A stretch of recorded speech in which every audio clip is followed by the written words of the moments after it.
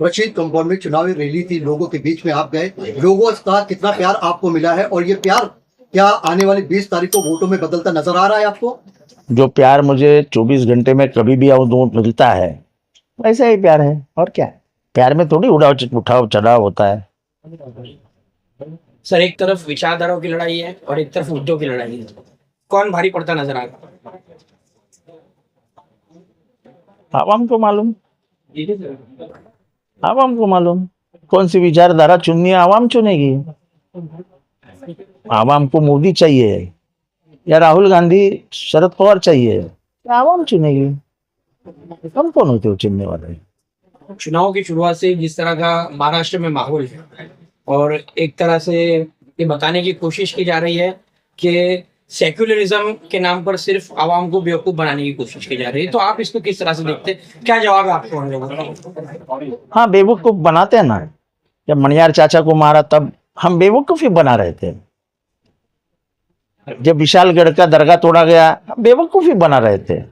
गजापुर की मस्जिद तोड़ी, कुरान फाड़ा गया, हम बेवकूफ ही बनाते थे। ये हाजी मलंग का दरगाह तोड़ने की, शहीद करने की बात होती थी, हम बेवकूफ ही बनाते हैं। और नबी के गुस्ताखी, नबी के शान में जब गुस्ताखी होती तो उसको क्या कहेंगे हम? आप बेवकूफी। हम उसके ऊपर भी बात ना करें। सेक्युलरिज्म जब आदमी कहता ना, तो वो ये हो नहीं तो वो ऐसा चलता है।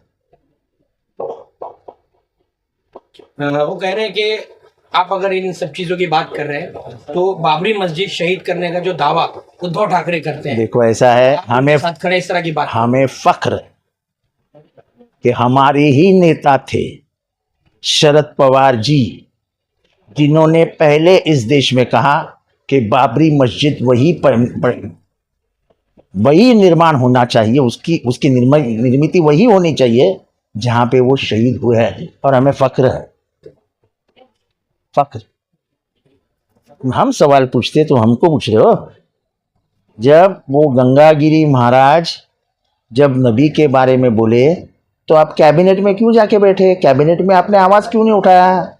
जिन्होंने विशालगढ़ और गजापुर की मस्जिद तोड़ी वो उनको अरेस्ट करो, ऐसे तुमने कैबिनेट में क्यों नहीं बोला? उस सवाल का जवाब दे दो, हम सब सवाल का जवाब देंगे आपको।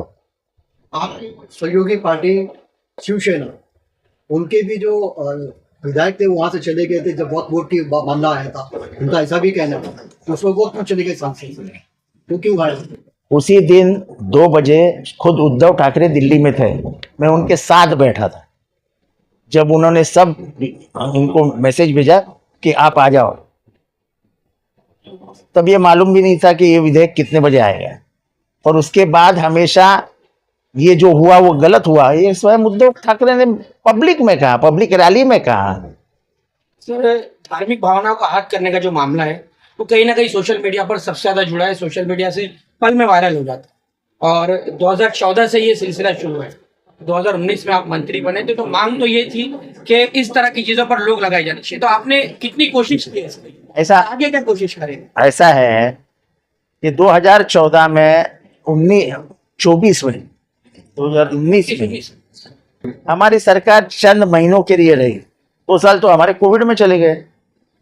मैं कहता हूं इस बार जब हम सरकार में आएंगे ना, धर्म के बारे में जिसने जो कुछ कहा है उनको 8 दिन में जेल लेके जाएंगे। ऐसा नहीं चलता है। सर, ये कटेंगे तो बटेंगे, उसमें क्या खुलासा करेंगे? बहुत सारे सवाल लेके आए हो आप।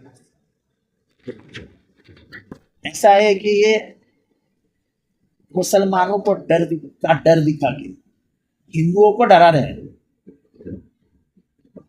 ना हिंदू डरने वाला है ना मुसलमान डरने वाला है, क्योंकि ये देश की लड़ाई में दोनों एक रहे हैं। और उसका सबसे बड़ा उदाहरण है जब औरंगजेब के दरबार में शिवाजी महाराज गए तो वो अकेले गए थे और साथ में से सिर्फ एक आदमी था जो मुसलमान। हाँ सर, जैसे कि आप अजीत पवार के सर्किल इस्तेमाल करते हैं कि उन्होंने घड़ी चुरा ली, पॉकेट मारी की, तो उसी तरह उन्होंने तुतारी को लेकर भी कुछ अपशब्द कहे हैं। तो इस बारे में